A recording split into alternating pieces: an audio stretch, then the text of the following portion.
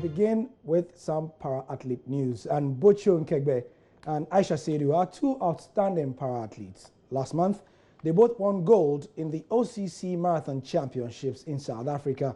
But what has life been for them?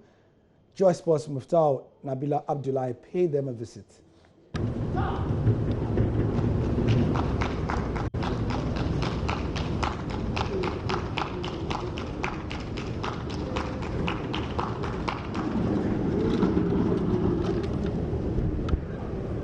Growing up, Botsyo Nkegbe, Ayisha Seidu and Yakubu Abukari, just like any other Ghanaian child, had their dreams. But when they turned 6, 3 and 4 years respectively, those dreams turned into a nightmare as their lives changed forever.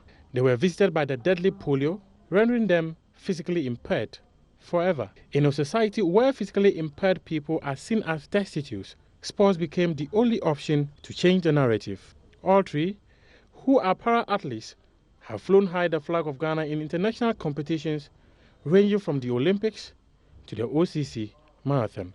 Botsyo is an Olympian. Ayisha won gold in the 42-kilometer race in South Africa last month, whilst Yakubu was at the 2015 All-Africa Games in Congo-Brazzaville. These successes are enough encouragement for these athletes. But why would they choose such a difficult discipline? Ayisha says she needed to take her destiny into her own hands and found this as a comforter when her world deserted her. I joined para sports, that was 2013. I joined para sports.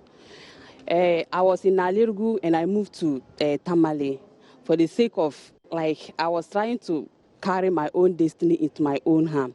So I decided to move from Nalirgu to Tamale. Because where I was coming from, even though the family has not discriminated me, but some kind of life is going through the family.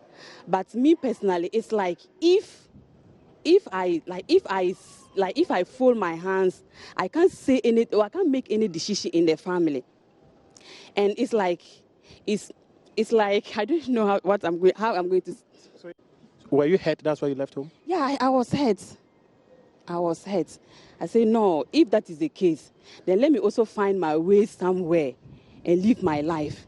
Because in the household like this, where even though they can provide the meat, but if I don't like the meat and I don't have alternative, I'll force myself to eat what they provide, even though I don't have appetite.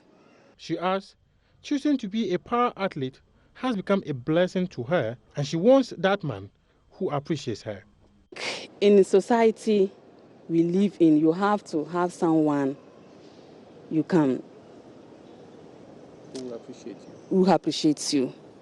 Yes, because in society some people think that if you are a disabled, you can't give birth or you can't marry. That's some of the public perceptions. So that is why I want to use my challenge and fight for that.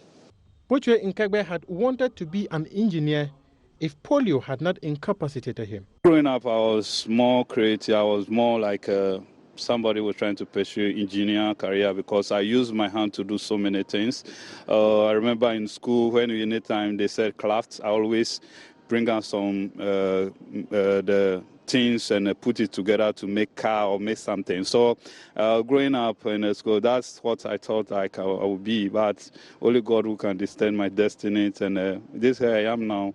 There's no those career and now sports career have dominated, but I'm also pushing my kids. Any career they want to go in, I'm still pushing them to. So one of them to become engineer, as I dream of.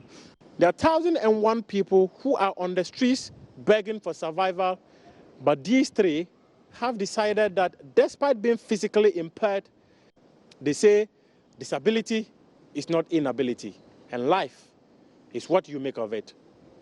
For Joy Sports, I am Muftau Nabila Abdullahi.